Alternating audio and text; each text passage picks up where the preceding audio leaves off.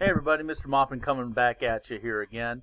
Today we're going to be taking a look at APUS History Topic 3.9, the Constitution. Now, when we talk about this is basically going to be focusing in on some of the important principles associated with the Constitution, some of the things that go into the structure of this document, and the addition to the original document known as the Bill of Rights. Now, we're just going to getting a kind of a cursory understanding of kind of the structure of the Constitution, not the end-all be-all. A lot of it is going to be in more detail when you take Advanced Placement Government, but we will hit some of the important highlights in this video. So, with that being said, one of the key principles of the Constitution is the concept of federalism. Now, federalism means the relationship that exists between splitting government authority between a national government and various state governments. Now, we know that under the Articles of Confederation, it was predicated that there's going to be a supreme union of state governments, with the national government being subordinate to that. In this new government, the national government will be supreme. That's going to be in Article 6, the Supremacy Clause. But note, it is not going to be a unitary style government like you might see in England, where the national government controls everything, and the local units of government have no sovereignty. So we do have this interesting mix of basically powers and responsibilities that the national government has, but also things that only the state and local governments can do. The basic difference between these types of powers is that the national government is going to be responsible for anything dealing with foreign affairs. So you're talking about diplomacy, we're talking about war, we're talking about citizenship, we're talking about borders, things like that, and anything that would deal with issues that transcend any singular state. So, for example, interstate commerce, so trade amongst states, that's going to be controlled, regulated by the national government. Anything that deals with the funding of the national government, like, taxes, like tariffs, that'll be a part of it as well. But aside from that, basically everything else is going to be at the state level. So basically any kind of domestic issue that is really only germane to an individual state, that will ultimately become a state power. So, for example, public education today is a state power. Public education is focused within a given state. So that's kind of where we draw some of these lines. Now, that being said, the founders intended that most of the quote-unquote governing is going to be done at the state level, even though the national government will have, much more power and authority than under the Articles, and will have ultimate authority and supremacy over the states. But what the founders probably did not realize is how big and how broad the federal government will get over the subsequent generations. Today, the federal government is massive compared to what it was back in the late 1700s. The national government, when it was founded, probably didn't have much of an impact on your daily life other than regulating a post office. But now today, the federal government is really ubiquitous. It's really everywhere. The federal government has, has its prints on virtually everything, from rules regulating the food and beverage products that we consume, to the roads that we drive on, to security, to funding for education in many respects. All that, a lot of that is through the federal government. In fact, the federal government is so massive that today, federal government spending and producing is going to be responsible for about 40% of our total GDP. So in other words, about 40% of the goods and services that we provide today or create today is from the federal government. So they definitely intended on having a stronger federal government. I doubt that anybody, maybe outside of Alexander Hamilton, would have envisioned that the national government is as big and powerful as it is today. Now, another important concept defining the Constitution will be the idea of separation of powers. We know that separation of powers is predicated on the idea that if you divide up authority amongst different groups or individuals, That way you will avoid tyranny. We saw this already being utilized at the state level with those state governments, and now we're going to be applying it at the national level. We're going to have a national legislative branch. Now, that's not any different than what we had under the Articles.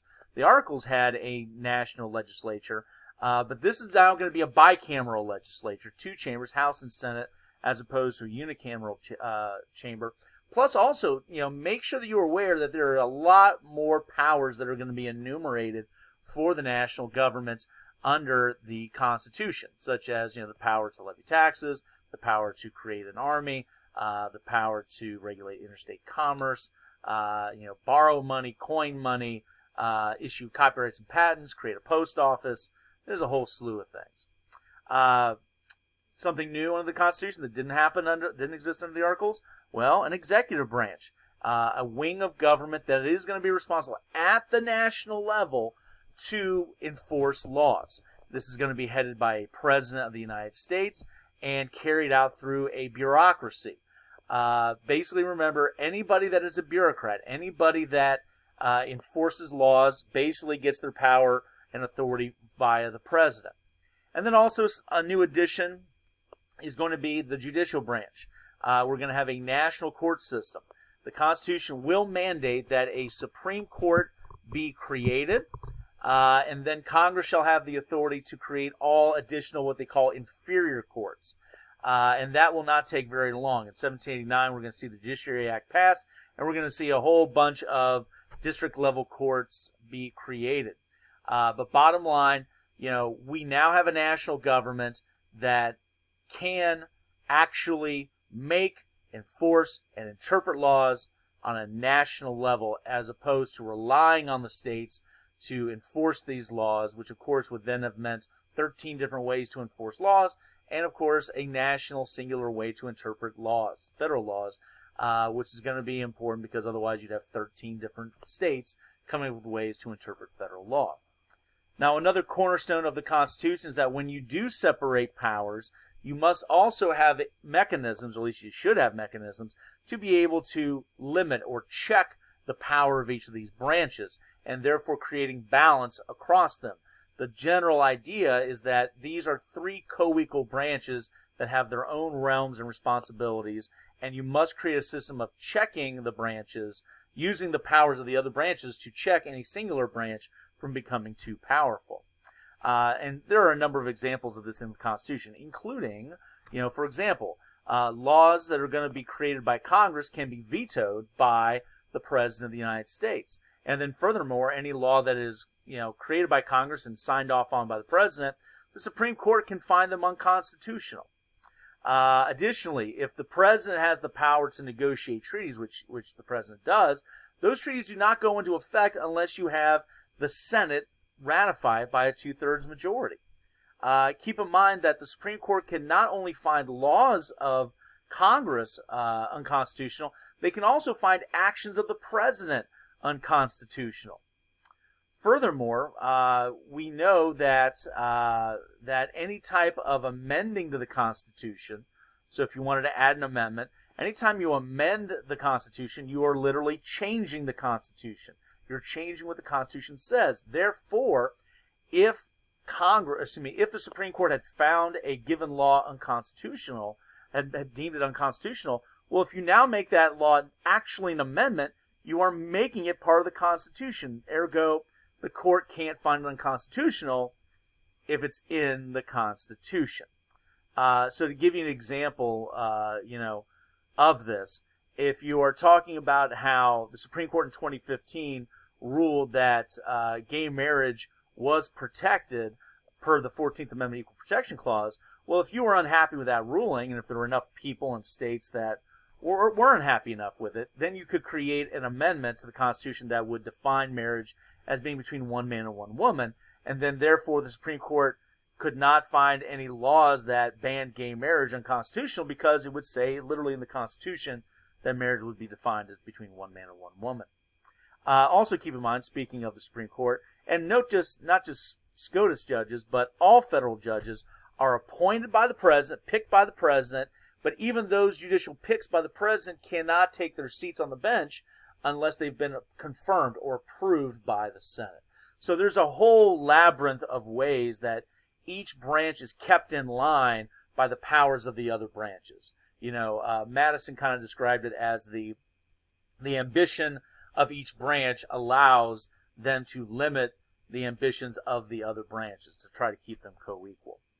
Now, additionally, even though the Constitution has lots of language written in terms of what the government can do, and even some language in terms of what it can't do. For example, can't have ex post facto laws, can't have bills of attainder, you can't have official titles of nobility, all that kind of stuff. You can't tax exports.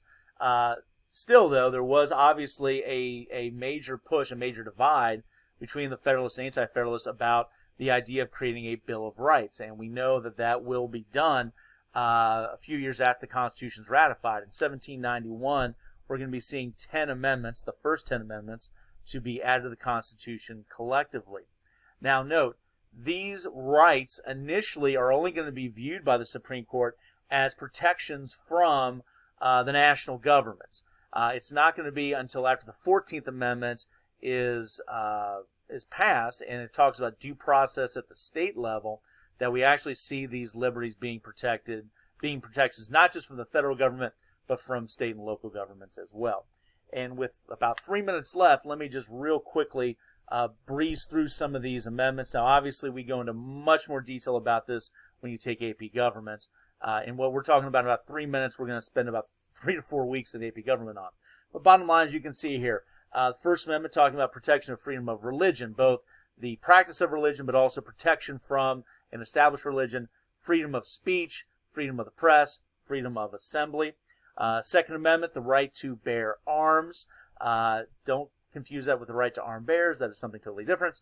Third Amendment, protection from quartering of soldiers. Now, today, that's not a really important one on a day-to-day basis, but hopefully we know that from the experiences of the colonists, why that is certainly in there. Fourth Amendment, protection from unreasonable searches and seizures. This is going to be significant. Once again, this is going to be a reaction in many respects to what happened in terms of the ability of the colonial government to search people's possessions and things like that. Now you cannot have a legal search unless you have probable cause, predicated with a warrant, etc., etc. This also helps play a role in laying the foundation for the right to privacy. We also have Fifth Amendment, a number of things in the Fifth Amendment. Due process, the steps that the government must follow to deny us life, liberty, or property. The right to grand juries in many cases. In other words, an extra step the government must do, in other words, to actually force us to go to court, charges of crimes. Protection from double jeopardy. In other words, the government cannot charge with the same crime twice. Protection from self-incrimination. In other words, we cannot be compelled to provide evidence against ourselves. Also, guaranteed compensation for eminent domain. In other words, when the federal government takes land for public use, like building a highway, the government must pay us a fair market wage for that territory that is lost. Sixth Amendment deals with a lot of our trial rights. So in other words, right to counsel, right to an attorney, meaning right to a speedy trial, right to an impartial jury of our peers, and the ability to provide witnesses on our own account, and also confront witnesses that are being used to testify against us. Seventh Amendment is kind of a weird, obscure one. Once again, not a big, important one today, but it does talk about the right to jury trial for civil cases, not criminal cases, civil lawsuits involving $20 or more. Eighth Amendment is protection from cruel and unusual punishments, however that's defined, including protection from unreasonably high bonds and fines and things like that.